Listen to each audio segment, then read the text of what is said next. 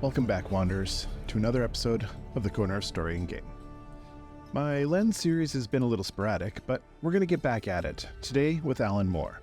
Alan is an award-winning writer and narrative designer, celebrated for his work across over 250 games at Cartoon Network and beyond.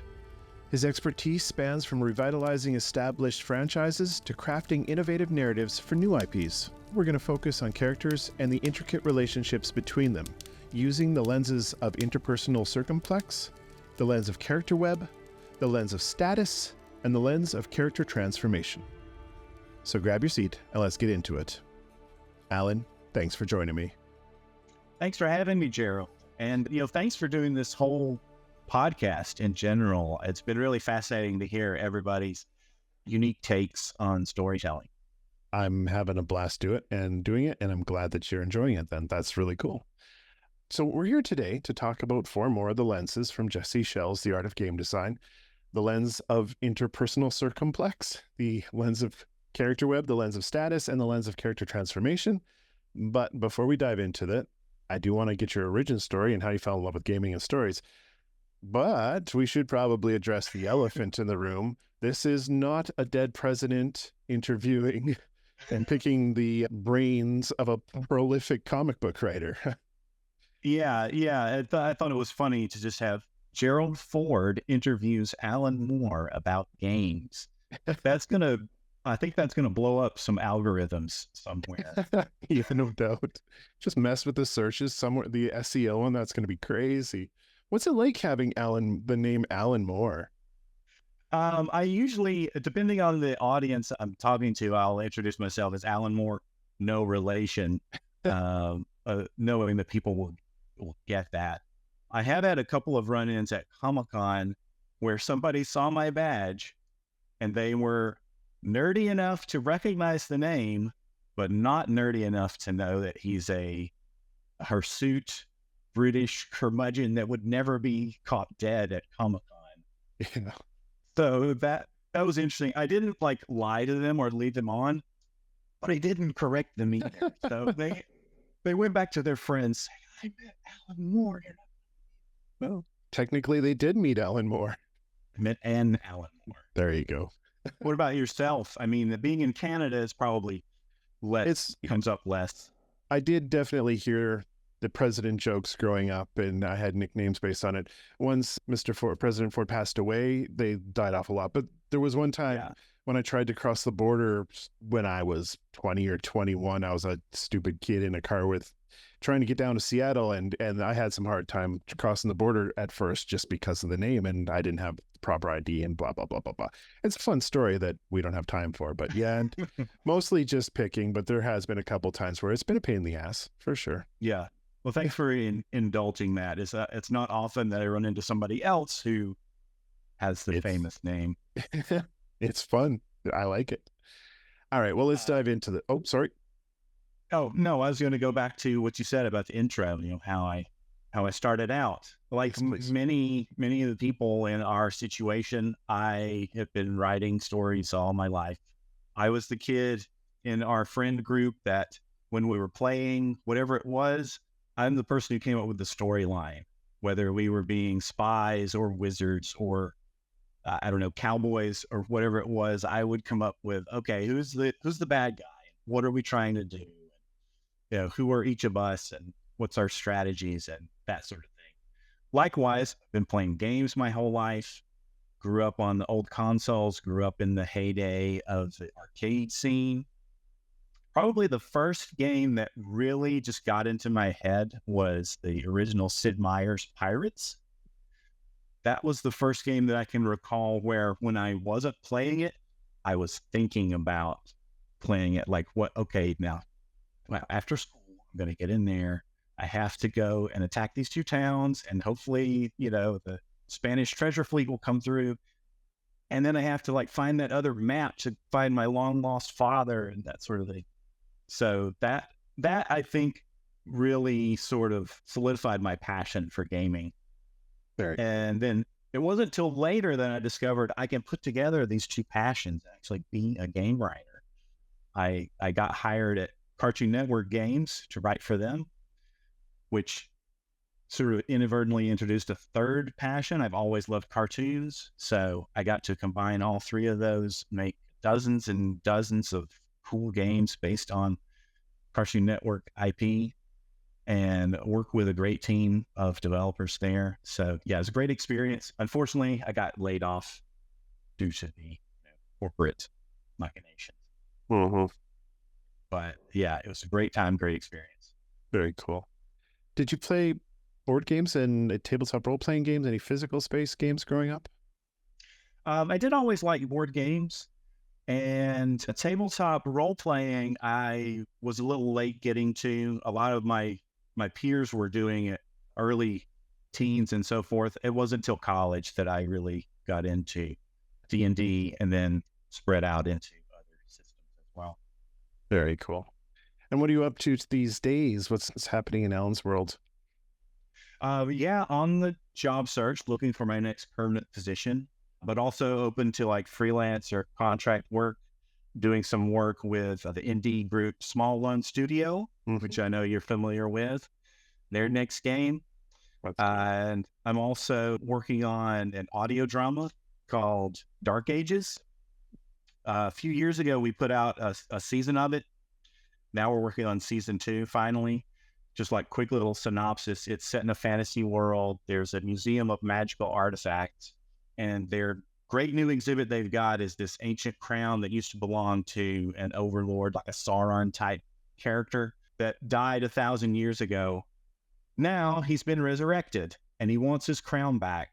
So he comes, but he doesn't have his full power. So he's not able to take the crown out from its like magical rune protections.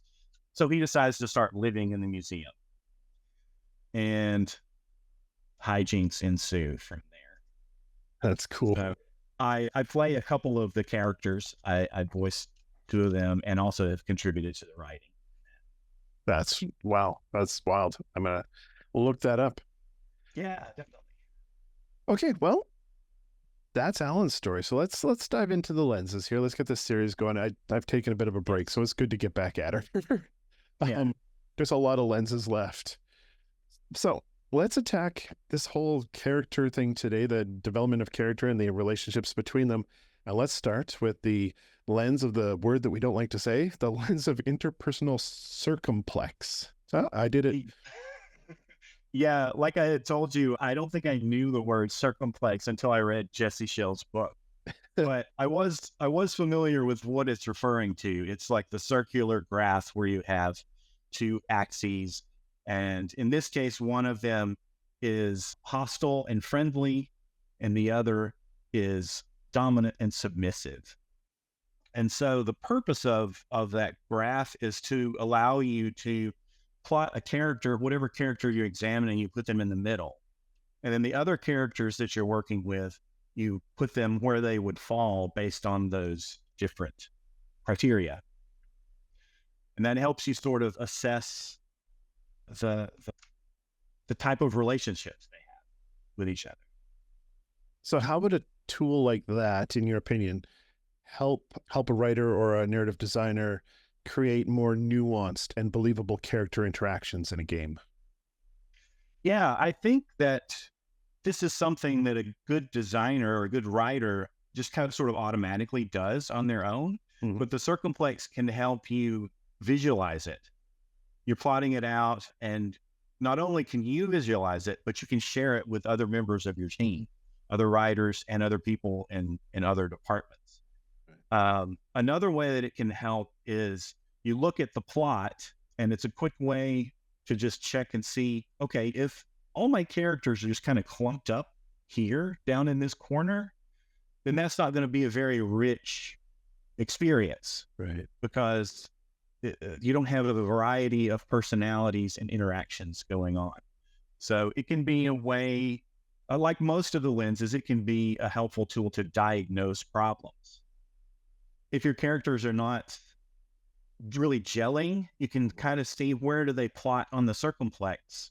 Maybe we need to like adjust, maybe shift some people over here, maybe introduce a new character that can fill this role.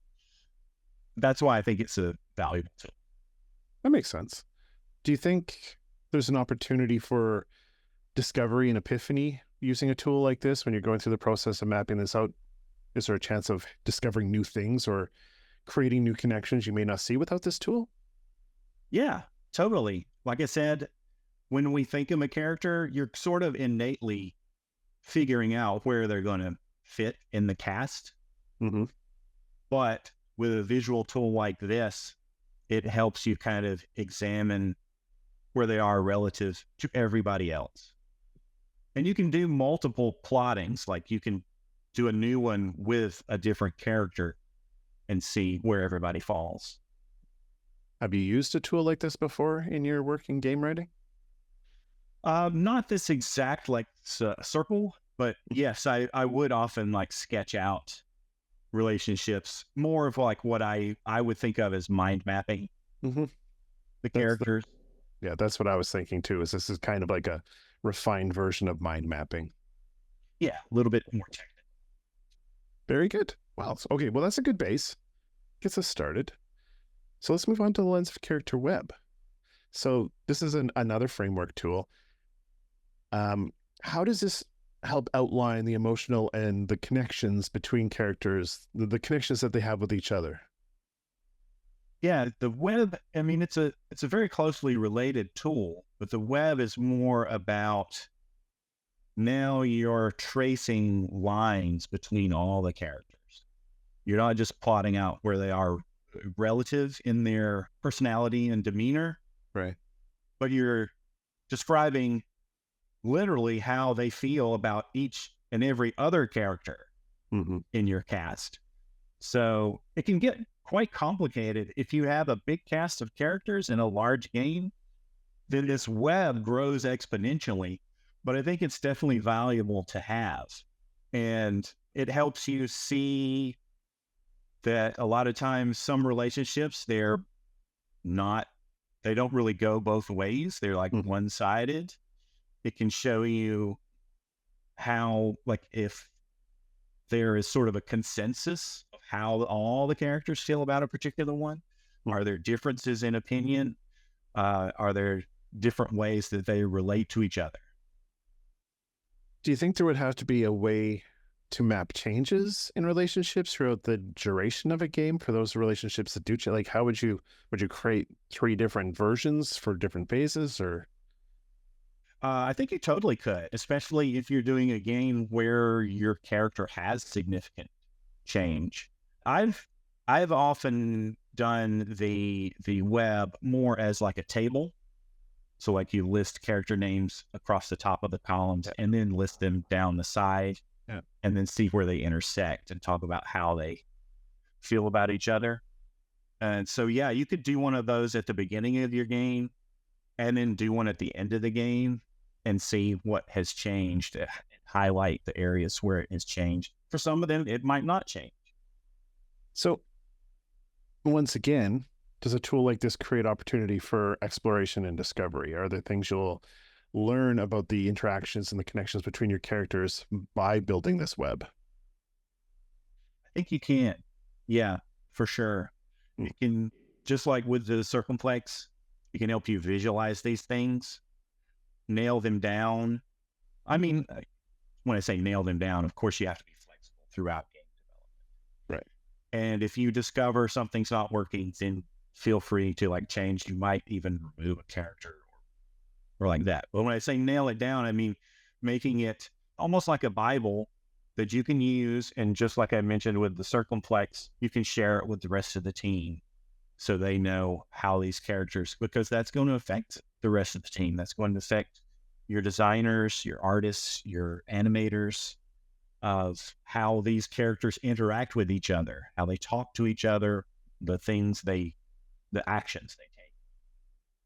take. You touched on an important point that we maybe should pause for a second on, is game development is this extremely collaborative art form. So when you're working with these teams and you're talking about this complex character interactions, how early do you involve people in things like the character web and the interpersonal circumplex? And are these tools that can be used between teams like you're talking about in a large way?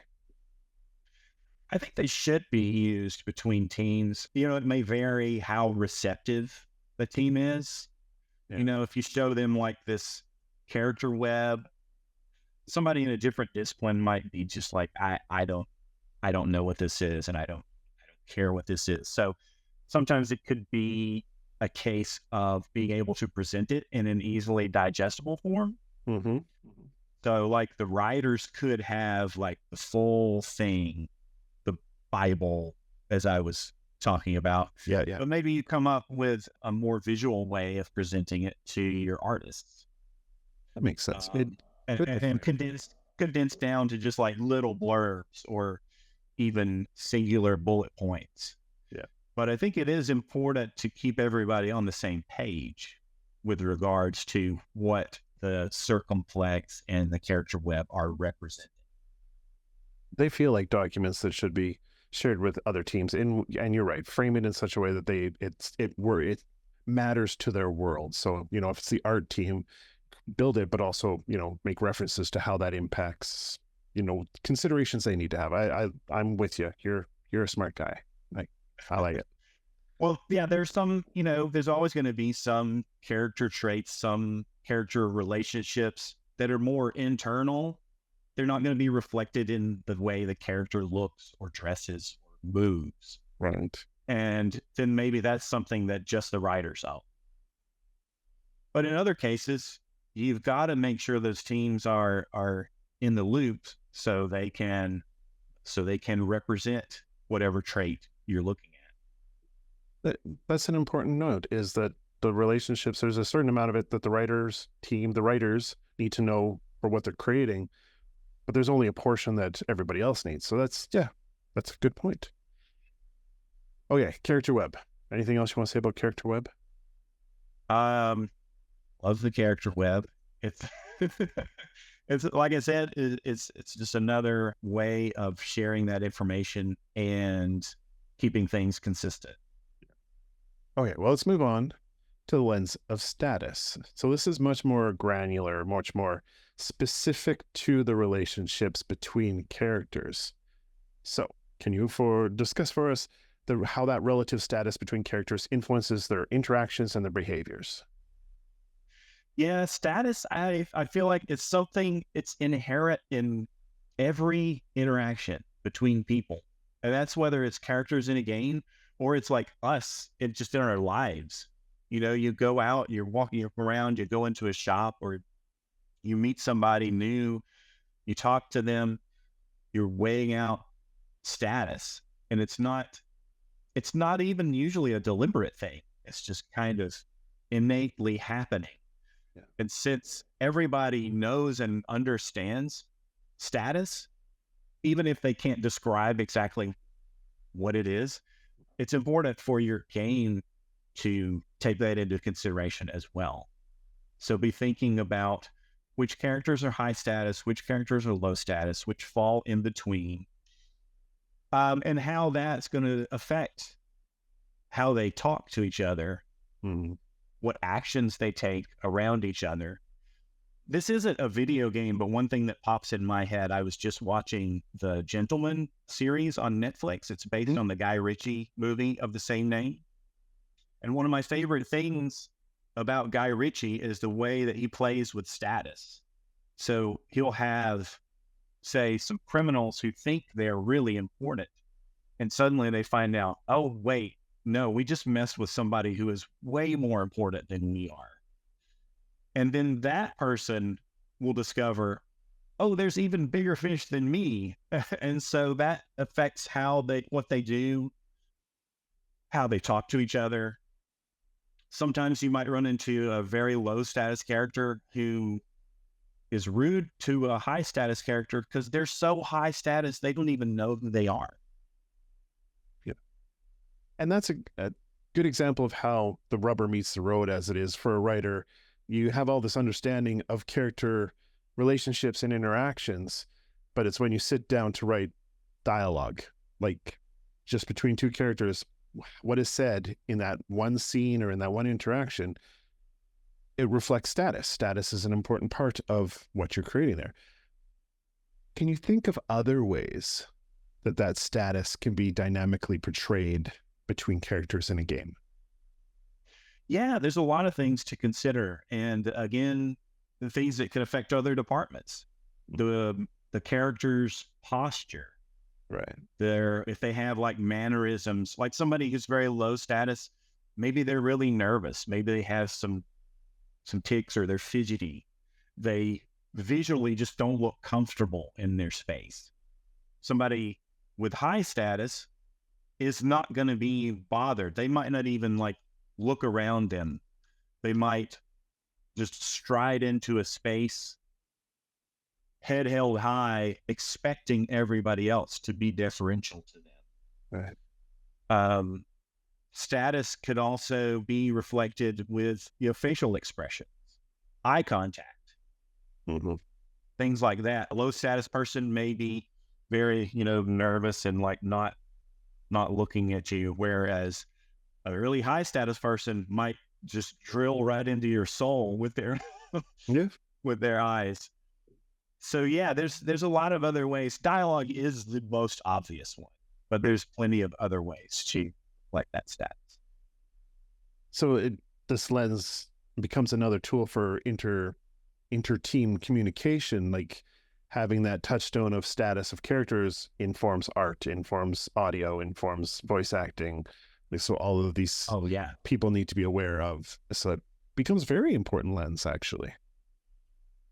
Yeah, definitely. Okay. That's lens of status. Very also, well, yeah, it's important to establish status, but then I think you can also do a lot of interesting things in storytelling when you're changing status, when their status shifts. Kind of how I was referring to Guy Ritchie, of you have a bad guy, a criminal who thinks he's the biggest guy on the block, and then all of a sudden he's not. And right. you notice his manner of talking changes, his posture is going to change. He becomes a more deferential of like, I don't want any trouble here. So you can twist, you can turn, you can have subtle shifts in status that can do some interesting things for your story. Neat. I'm out of curiosity, have you seen a game where status is like a key part of the narrative or the world building, or like, I'm trying to think of one I can, so it's probably not fair to ask you. Yeah, I'm trying to think. I feel like there's in some action games, there'll be the thing where you start out, they let you play the character as like their fully fleshed out form with all their powers, but then for whatever reason that all gets stripped away, and now you're actually starting in your low status. That's a good point. I don't have a concrete example. Yeah, I don't know, maybe like God of War, maybe. Yeah, where he's like starting out like nobody really knows Kratos, I guess, in the beginning. By the end, he has like actual gods are afraid of him. Pulling off of your Guy Ritchie, The Gentleman, I mean, the Grand Theft Auto series, that's all about about status. Like, yeah, that's a big part of that whole thing. So, yeah, that's probably an even better example. And basically, any game where it involves organized crime kind of becomes about status. Saints Row also does that. In the beginning, you're like a no name, and then I think by the third or fourth game, you're president of the United States, fighting aliens and weird stuff like that. It can actually almost become like a driving part of the gameplay loop is pushing status. I'm thinking a tabletop game, Blades in the Dark. Blades in the Dark is all about your gang gaining status. So, but, and that becomes a gameplay design piece, and again, another for the lens. Cool. Status can show progression. Yes. Of your character. I like it. Okay, last one. And this is kind of the big one, bringing it home. The lens of character transformation. So, the idea of evolution of a character throughout the course of a game. Now, we were both in Susan O'Connor's, the Narrative Department's Masterclass 2. I don't know if you were in the Masterclass 1 in the fall with me. No. Not with you, no. No, okay. I had taken it last year.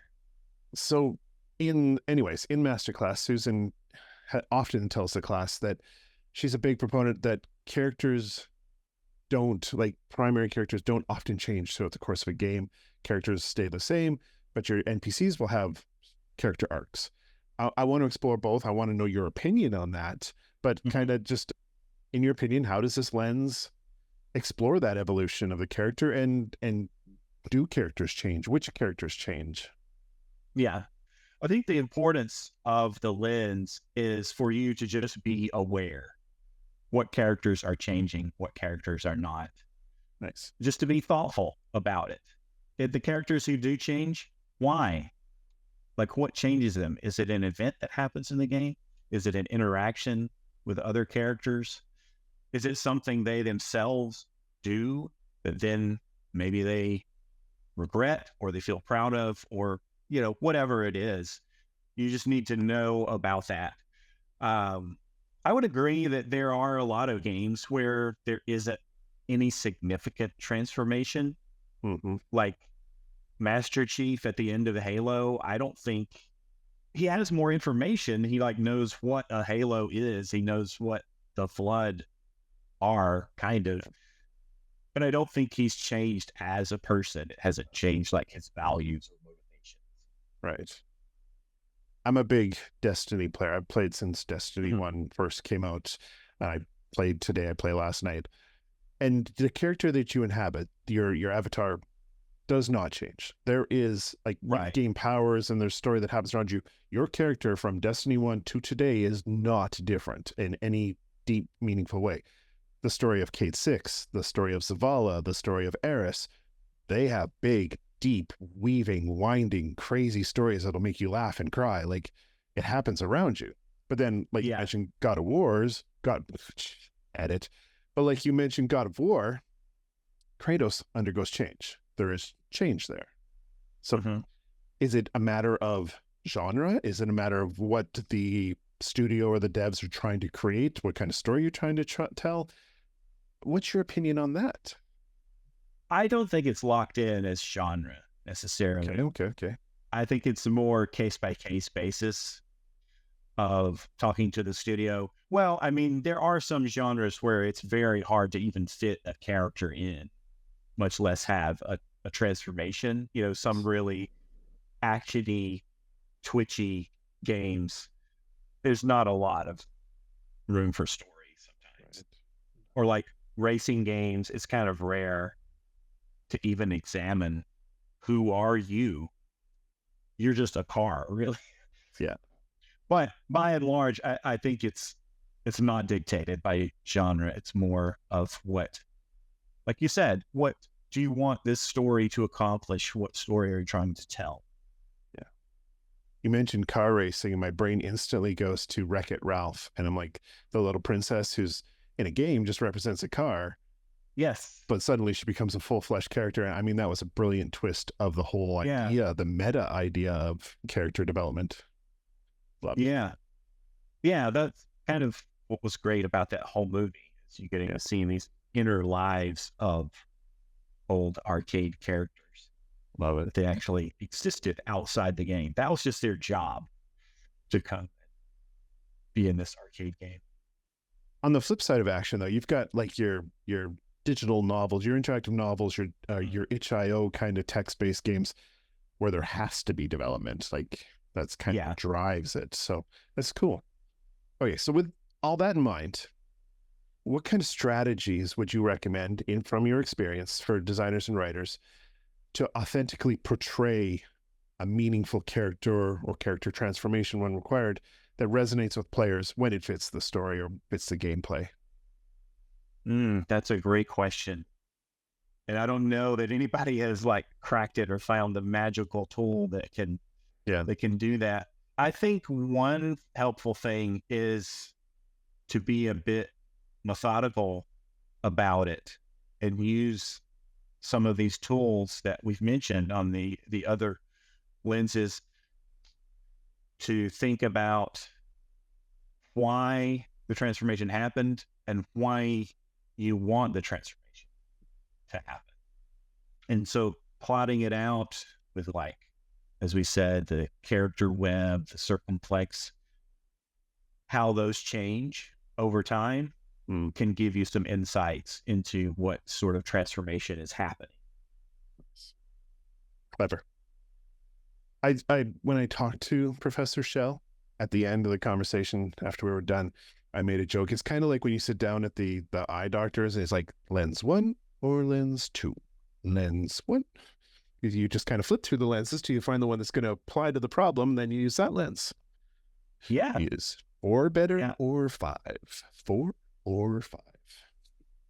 Yeah, that's what I love about his book is that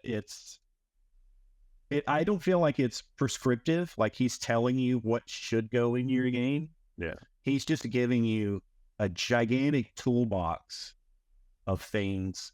Some of them might not be relative to your game, but you dig through it and you find the right thing. It's going to help you. It's going to help set you on the right course. It's going to help you think about the things you need to fix stuff. I love how it's applicable to like narrative design, but also board game mechanics and tabletop role-playing game inner workings.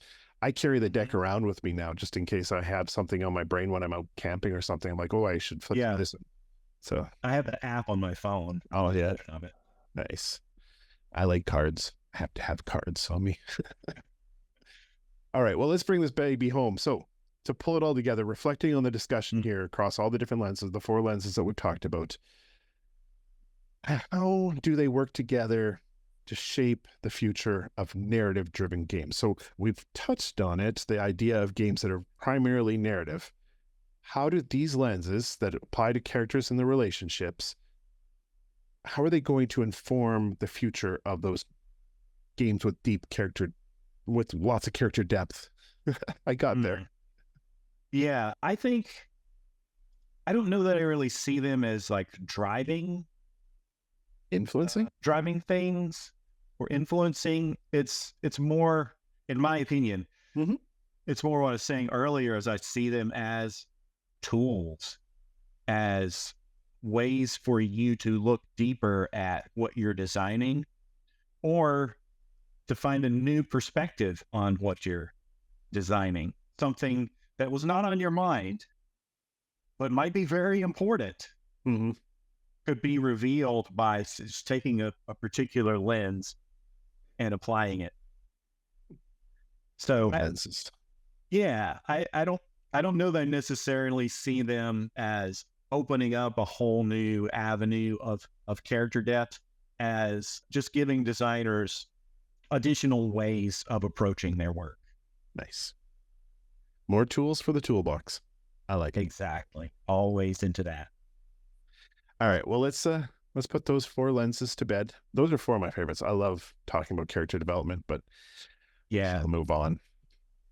There's a question though that I ask everybody who comes on the podcast. I'm sure you've heard it and you've probably had time to think about it now.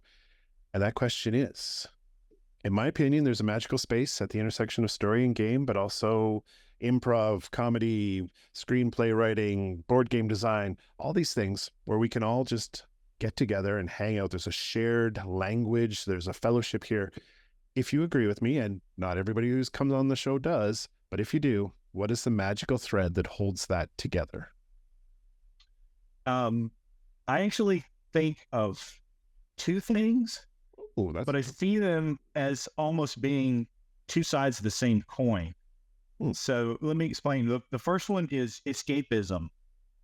And so that's one of the things that I love about games, is being able to just dive into a game. I can be a superhero. I can be a magic warrior. I can be little spaceship flying around shooting things. I'm thinking of Geometry Wars now. I can just like sort of detach from the troubles of my life and enjoy it. And I think you get that from many different parts of entertainment. But then sort of the flip side is I feel like storytelling helps us make sense of the world. Like going back to ancient myths and legends, it's how people would explain stuff that science had not figured out yet. And all the way up into modern day, It can help you examine the human condition. It can help you understand society and the world around you. It can help you process grief or trauma. It can help you understand things about yourself and other people around you. So I don't know how to like sort of merge those two things, but it's kind of like it both allows you to get away from yourself and dive deeper into yourself. That's brilliant. Sometimes at the same time. Sometimes at the same time. Well, that's the best. You're having fun and learning things about yourself. That's magic. That's a fantastic answer, and I haven't heard that one yet. So well done. Thank you for that. All right. Well, that's it for the serious stuff. Let's hit some quick fire questions on the way out the door here. Sure. What are you reading right now? I'm reading a fantastic book called Understanding Comics by Scott McCloud. It's brilliant. Every creator, I feel like, should read it. Whether you're creating comics or you're writing novels, you're making TV shows, you're building video games, any of that stuff, there's going to be some insight that you can take away from this. Yeah. That book should be on every storyteller's shelf. Yeah, 100%. I agree. And then the other thing that I'm reading through is the Oz books by L. Frank Baum. I never read the books as a kid. Everybody has seen The Wizard of Oz, the 1939 movie. But I feel like if that's your only exposure to them, you're not really getting the full view of his creativity and imagination. It's a series of about a dozen books. Holy. And Dorothy barely figures into them. She pops up in two or three of the stories, but it's a huge world, and he populates it with really cool, weird, bizarre characters. So yeah, I highly recommend them. Great. Now I have a whole nother thing I got to read. They're fairly easy reads because they were intended for children. Yeah. So was The Hobbit, though. We know where that went. Yeah. Okay. What are you playing these days? Playing Hi-Fi Rush. Nice. Took me a while to get around to that one, but oh man, is it worth it? If you don't like rhythm games, it's probably not going to win you over. But if you do like rhythm games, it's exquisite. It's the way the music just infuses everything around you. It's so much fun. It takes a little while for the rhythm combat to really gel. For me, it did anyway. But once it clicks, man, it is so much fun. Does anybody come up with like a gamepad for that or something? Like you have to play it on the controller, right? Like there should be an ad or something. Anyways. Well, I mean, it's still it's a fusion. It's a great game. A combat game and a rhythm game. Yeah. So you are doing combat. It's just you're doing combat on the beat. So cool. Oh yeah. All right. Here's last quick fire. This is a big one. I hope you're ready. Okay. If you could play a game with any 4 people, living or dead, from any point in history, A, who would those 4 people be? And B, what would you play? Okay. I have thought about this. Good. Because I've heard you ask this to other people. So first, Terry Pratchett is my favorite author. Good one. I feel like in addition to being one of the funniest humans to ever put pen to paper, he also is incredible at world building and character building. And he was taken from us way too soon. I wish we could have had 30 more Discworld novels. Second, I would say Jim Henson, also taken from us too soon. I still remember when he passed away, and it's one of the celebrity deaths that still hit me the hardest. But he was, in addition to having this vast imagination, I think he also had kind of the mind of an engineer, because once he thought of an idea, he's like, okay, how do I do this? Nobody's ever done this before. There's nothing that exists to do this. Well, I'm going to build it. And he would make his visions come real. Third, I would say Mel Blanc, who, as the voice of all the Looney Tunes characters, was pretty much the voice of my childhood. I think that's where I first learned about comedy, was watching those and seeing all the sight gags and wordplay and physical humor. And he was an integral part of that. There are loads of talented voice actors out there now. I feel like very few of them can completely inhabit a character the way Mel could. And then fourth, I'm going to cheat here a little bit. And I'm going to say number 4 is Monty Python. I'll allow it. The reason I say that is, like, I like loads of the things that each of the individual members made and did. But that convergence of the 6 of them, particularly as Monty Python's Flying Circus, the TV series, is perhaps the most integral influence on my own writing, dare I say, personality.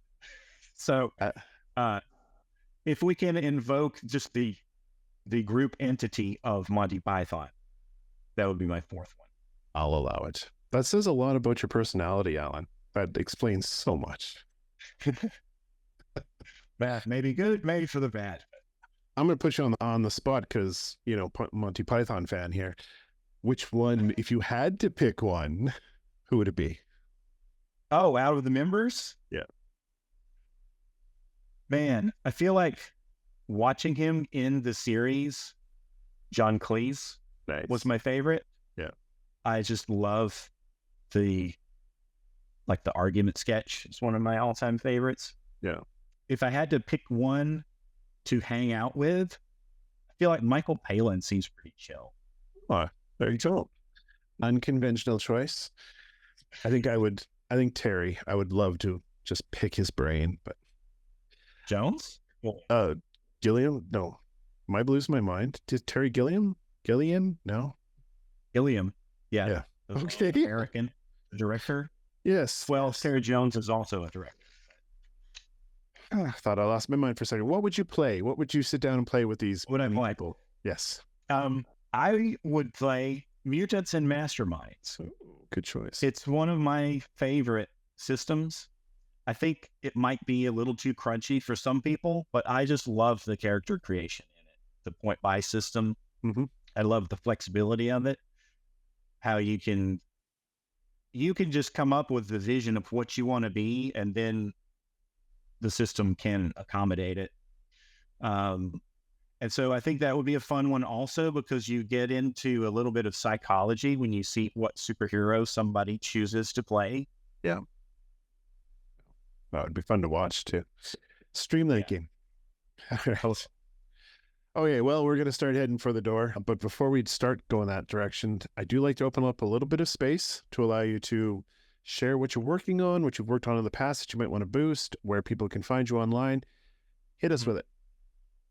I would mention that the 2 things that I said before was the Small Loan Studios. We're working on a new game. I'm not sure about like a launch time, but keep your eyes peeled for that. And then Dark Ages, you can find it. It's an audio drama. You can find it wherever you get your podcasts. It's just Dark Ages, because there's actually another one called The Dark Ages Podcast, which is more of a historical podcast. So be sure you're getting the right one. And you can listen to all of season 1, and we're busy working on season 2. Nice. I will throw the links down in the dibbly-doo so that people can just click and go through, and we'll just find it for them. Make it easy. All right. Well, that's it, man. I'm going to start pushing you out into the cold, but as you head for the door and wander out, I'm going to give you the last word. Do you have any parting words of wisdom for us? Oh, man. words of wisdom. Some words that I always like to live by is, it never hurts to help. And so that's maybe a bit pithy, but what I mean by it is that just always be open to helping others around you. And whether it's like going out of your way to do a favor for somebody, or it could be like some just tiny thing like giving them a positive word of encouragement. Because you also, something that might seem insignificant to you might change somebody's day. You just never know when that tiny thing is going to make all the difference in their life. So, never hurts to help. My apologies, adventurers, but it seems the enchanted tapestries are acting up again, and they started weaving scenes from an ancient battle that are threatening to spill out into the tavern, so it's best to close up early. But before we rush out into the night, I want to once again thank Alan for sitting down and taking the time to chat with us. And to you, dear listener, as always, thank you for taking your seat at the table. Until we meet again, keep creating, sharing, and exploring those worlds. Stay safe, Wanderer. Your chair will be ready by the fire the next time you stop in at the Corner of Story and Game.